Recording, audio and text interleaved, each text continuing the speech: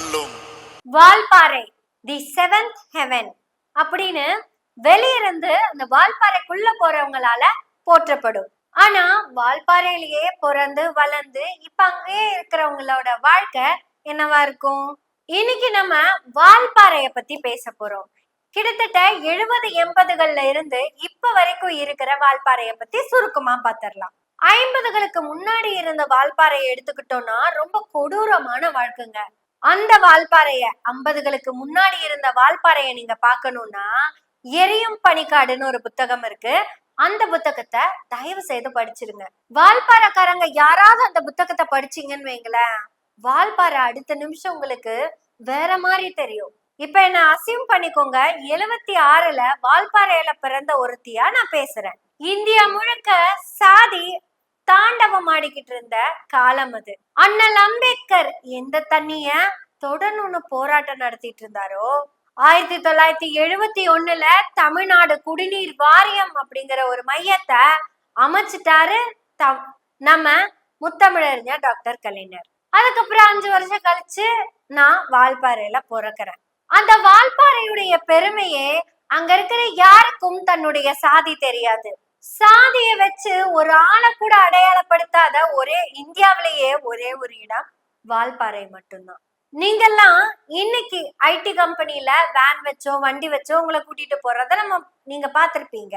81, 82ல எல்லாம் வேன்ல ஏறி கொழுந்து பறிக்கிற வேலைக்கு போன அம்மாக்களை பார்த்தவங்க நாங்க. அந்த தேயிலை தோட்டத்துல இருந்த எல்லா ஆண்களும் பெண்களும் பல தர சாதிகளை சேர்ந்தவர்கள். ஆனா அவங்க எல்லாத்தையும் ஒரே ஒரு அடையாளத்துக்குள்ளதான் அடக்குனாங்க. அதுதான் தொழிலாளர்கள், தேயிலை தோட்ட தொழிலாளர்கள். இன்னைக்கு நம்ம டூர் போகும்போது அட்டைப்பூச்சி கடிச்சிருச்சுன்னா அலறுவோமா?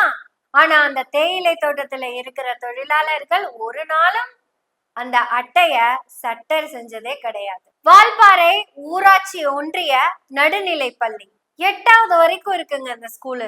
1ஆம் போய் சேர்ந்தப்ப பப்பி டீச்சர் சுசீலா டீச்சர்னு 2 பேரு. பப்பி டீச்சர் கிட்ட அடி வாங்காத ஒரு ஆள் கூட அந்த ஊர்ல இருந்திருக்க மாட்டாங்க. அவங்க அடிச்சது வெறும் குச்சியில இல்லைங்க, உயிர் எழுத்துக்களை வச்சு. வால்பாறையில் இருக்கிற ஒவ்வொருத்தங்களுக்கும் சொல்லி கொடுத்தது அவங்கதான். அடுத்தது சுசீலா டீச்சர். அவங்க பப்பி டீச்சருக்கு ஆப்போசிட்டான கேரக்டர். இவங்க 2 பேரும் சொல்லி கொடுத்தா இதான். வால்பாறை ஊராட்சி பள்ளியில படிச்ச எல்லாத்துக்கும் இவங்க 2 பேரும் தான் சரஸ்வதிகள். எங்களுக்கு இங்கிலீஷ் டீச்சரும் ஒருத்தவங்க வந்தாங்க 3ஆம் படிக்கிறப்ப, மார்க்ரெட் டீச்சர். அங்க இருக்கிற எல்லாரும் சாதி இல்லாத மாணவர்களாவே வளர்ந்தோம். சாதினா என்ன, மதம்னா என்னன்னு தெரியாம இருந்த அந்த வால்பாறைக்குள்ள டிசம்பர் மாசம் ஆச்சுன்னா ஐயப்பன் கோவில் தானுங்க வால்பாறைக்கு. சுப்பிரமணிய சுவாமி திருக்கோயில் ஃபங்க்ஷனும் எங்களுடையதுதான். வாழை தோட்ட மாரியம்மன் கோயில் ஃபங்க்ஷனும் எங்களுடையதுதான்.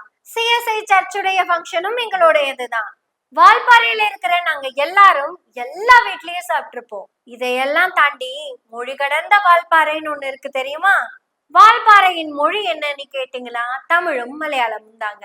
நாங்க 2 மாநிலத்துடைய எல்லையில இருக்கிறதுனால எங்களுக்கு 2 மாநில மொழியும் நல்லாவே தெரியுங்க. இப்படி மகிழ்வா போய்கிட்டு இருந்த அந்த வால்பாறைக்குள்ளதான் எப்ப மதம் வந்துச்சுன்னு தெரியல. அந்த மதம் எப்ப சாதியா உள்ள வந்துச்சுன்னு தெரியல. இன்னைக்கு வால்பாறை கிட்டத்தட்ட சாதி மதங்களால பிளவுபட்டு இருக்கு. மீண்டும் அந்த 70s 80s வால்பாறைய பார்க்கணும்னு ஆசைப்பட்டீங்கன்னா, அதாவது பிற்போக்குத்தனமானது இல்லைங்க, கள்ளம் கபடம் இல்லாத வாழ்க்கை. திமுக கூட்டணிக்கு ஓட்டு போடுங்க. திமுக கூட்டணிக்கு ஓட்டு போடுறதுக்கும் நல்ல வால்பாறைக்கு என்ன சம்பந்தம் அப்படின்னு கேக்குறீங்களா? வால்பாறையில அரசு பள்ளிகள் மட்டுமே எங்களுக்கான கல்வியை கொடுத்திருக்கு.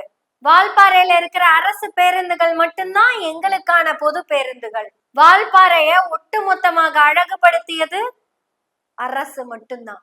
ஆனா அடிமை அதிமுகவும் பாசிச பாஜகவும் வால்பாறைக்குள்ள மதவாத சக்தியா உள்ள நுழைஞ்சிருக்கு.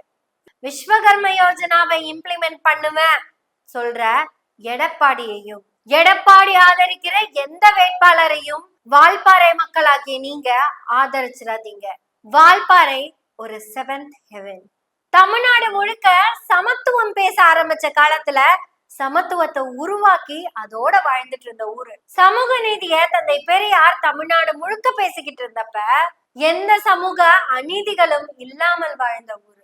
சகோதரத்துவம் கட்டாயம் வேணும்னு இந்தியாவுக்கு சொல்லி கொடுத்துட்டு இருந்தப்ப வால்பாறை சகோதரத்துவத்தால வாழ்ந்த ஊரு. ஒரு இந்துவும் ஒரு முஸ்லிமும் ஒரு கிறிஸ்தவனும் இந்தியாவின் மதத்தின்படி அடையாளப்படுத்தாம இருந்த ஒரே ஊரு வால்பாறை. உண்மையாலுமே வால்பாறை செவன்த் ஹெவன் தான்.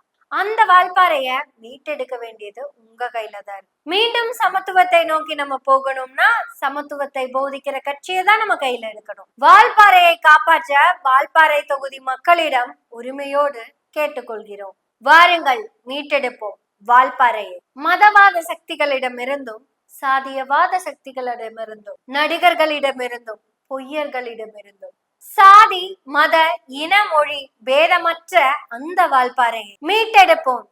வாக்களிப்பீர் உதயசூரியன். உங்கள் வெற்றி வேட்பாளர் குட்டி என்கிற சுதாகர். அவருக்கு உதயசூரியன் சின்னத்தில் வாக்களித்து பெருவாரியான வாக்கு வித்தியாசத்தில் வால்பாறையை வென்றெடுங்கள். கண்டிப்பா எலெக்ஷன் முடிஞ்சு வால்பாறைக்கு வரும் உங்களை எல்லாம் சந்திக்கிறது. உங்களோட்டு உதயசூரியனுக்கு.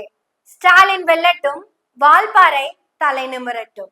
ஏன் வால்பாறைய பத்தி பேசுற அப்படின்னு கேட்காதீங்க. அது கொஞ்சம் கனெக்டிவான ஊர் தான். ஏன்னா எங்க ஸ்கிரிப்ட் ரைட்டர் வால்பாறைக்காரர் தான். அந்த 76ல பிறந்து ஊராட்சி ஒன்றிய துவக்கப்பள்ளியில படிச்ச அந்த மாணவன் அவருதான். கண்டிப்பா வரும் வால்பாறைக்கு எலெக்ஷன் முடிஞ்சு. பழைய வால்பாறையை பார்க்க குட்டி என்கிற சுதாகர் அவர்களுக்கு வாழ்த்துக்கள். உங்கள் வெற்றி மீண்டும் சாதி பேதமற்ற வால்பாறையை உருவாக்கட்டும். ஸ்டாலின் தொடரட்டும், தமிழ்நாடு வெல்லட்டும், வால்பாறை சேர்ந்தும் வெல்லட்டும். ஸ்டாலின் தொடரட்டும், தமிழ்நாடு வெல்லட்டும்.